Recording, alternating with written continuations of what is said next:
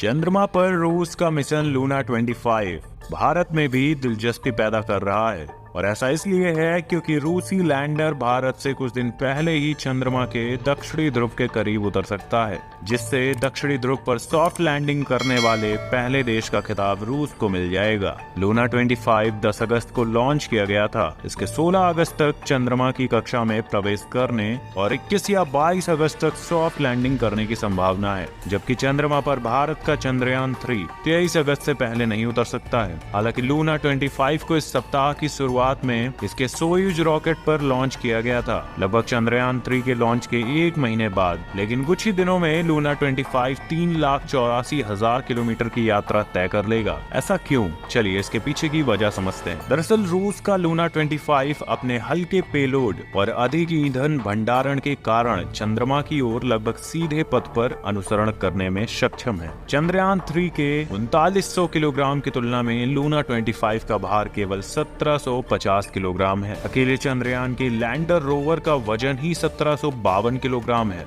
जबकि propulsion module का वजन 2148 किलोग्राम है। भारत के मिशन को लॉन्च करने वाले LVM-3 वाहन पर कम ईंधन होने के कारण एक अधिक घुमावदार मार्ग अपनाया गया था। पृथ्वी के चारों ओर परिक्रमा करके कम ईंधन में चांद तक पहुंचने तक की गति प्राप्त करने में चंद्रयान को वक्त लगा। इसके बाद अंतरिक्ष यान चंद्रमा की ओर चला गया और लॉन्च होने के लगभग 22 दिन बाद चंद्रमा की कक्षा में पहुंच गया। अगले कुछ दिनों में चंद्रयान 3 23 अगस्त को संभावित सॉफ्ट लैंडिंग की तैयारी के लिए चंद्रमा के चारों ओर अपनी कक्षा और वेग को कम कर देगा। लूना 25 के भारत से कुछ दिन पहले उतरने का एक और कारण ये है कि लूना 25 के लैंडिंग स्थल पर चंद्रमा की सुबह पहले होगी। दरअसल चांद पर एक दिन पृथ्वी के 14 दिन के बराबर होता है, यानी चांद पर सूर्योदय के समय उतरने से प्रयोगों को पृथ्वी के पूरे 14 दिन मिल जाते हैं। भारतीय मिशन से हल्का होने के अलावा लूना 25 अपने साथ रोवर नहीं ले गया है। चंद्रयान 3 में एक रोवर है जो 500 मीटर तक घूमने में सक्षम है, जबकि रूसी लैंडर के पास मुख्य रूप से मिट्टी की संरचना, ध्रुवीय वायुमंडल में धूल के कणों और सबसे महत्वपूर्ण रूप से सतह के पानी का पता लगाने के लिए 8 पेलोड हैं। भारतीय मिशन में चंद्रमा की मिट्टी के साथ साथ पानी का अध्ययन करने के लिए वैज्ञानिक उपकरण भी हैं। और दक्षिणी ध्रुव के पास का स्थान इसलिए चुना गया